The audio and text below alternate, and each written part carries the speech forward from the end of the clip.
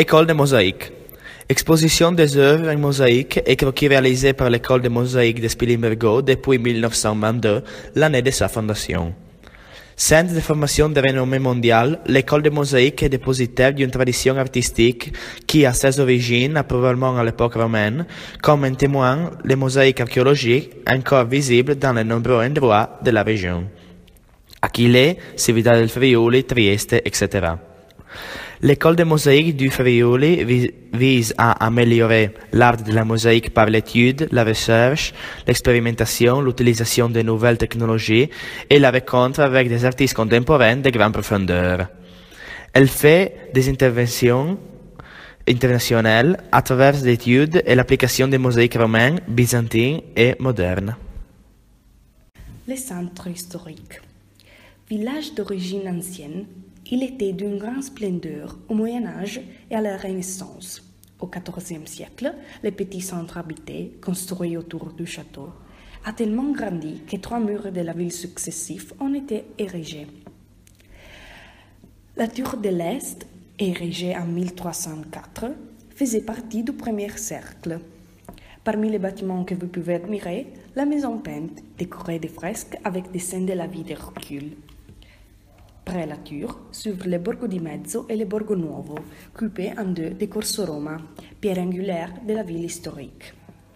Entre le XVIe et le XVIIIe siècle, les familles riches ont construit leurs palais avec de beaux porches, en particulier les Pala de Monaco, la façade décorée de fresques avec des ouvertures gothiques que le palais est relié aux vestiges du Pala Cisternino, dont subsistent sur les colonnes avec des décorations.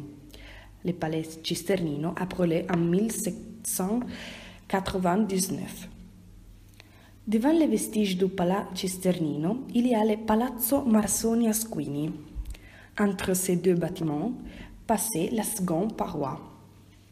De là, on peut admirer Corso Roma, un décor de palais, de maisons, de ruelles pittoresques qui se ramifient vers le nord et le sud de l'arcade et des colonnes, à la tour ouest. Elle a été construite en 1339, qui faisait partie du 3e cercle de murs. Le palais peint datait du 5e siècle dans le style gothique Renaissance. Il est situé dans la cour du château, ainsi que d'autres bâtiments importants. Mais le palais peint l'emporte sur l'autre pour l'ensemble de la façade, décoré de fresques avec des dessins de chevaux, dames et de bagues.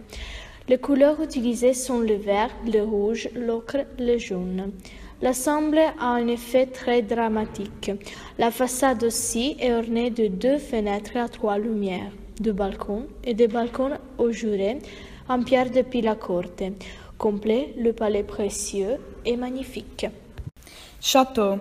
Le château de Spilimbergo a été construit pour superviser l'un des principaux guets du Tagliamento. La famille d'origine allemande Spengenberg est arrivée dans le Frioul autour du XIe siècle.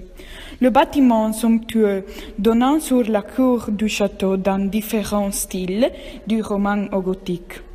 Parmi eux se dresse le palais peint du XVe siècle, avec de belles fenêtres gothiques et renaissance, avec 3 lumières et par de belles fresques sur la façade, attribuées à Andrea Bellunello, qui a peint Spilimbergo entre 1469 et 1475. À côté du château, il y a le bâtiment du XVe siècle, qui bénéficiait d'élégantes décorations de Giovanni da Udine. Le balcon gothique et renaissance encadrant le fresque et la jeunesse par Pordenone sur la façade peinte. Actuellement, le château de Spilimbergo est en partie propriété privée de la municipalité. Village fortifié antique, on reste 2 tours et des cours tronçons de murs. La cathédrale. Le bâtiment, commencé en 1284, est le plus beau monument de la ville.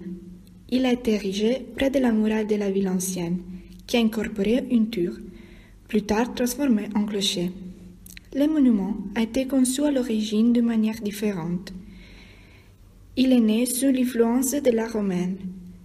Tel total de 45 mètres de long, 20 ans de l'âge et plus de 20 mètres d'auteur. Sur le côté nord, il y a le portail monumental en pierre de Zenone da Campione, chef d'œuvre de l'architecture de la sculpture, appelée porte moresque, la sede des seigneurs. La façade principale, l'une à ouest, se caractérise par 7 fenêtres roses, particulièrement uniques dans les Frioul. À l'intérieur de la cathédrale, il y a 3 nefs, séparées par des colonnes raillées et pentes, qui sont également décorées. Le plafond est fait en treillis en bois et le presbytère a été élevé pour faire place à la crypte ci-dessous.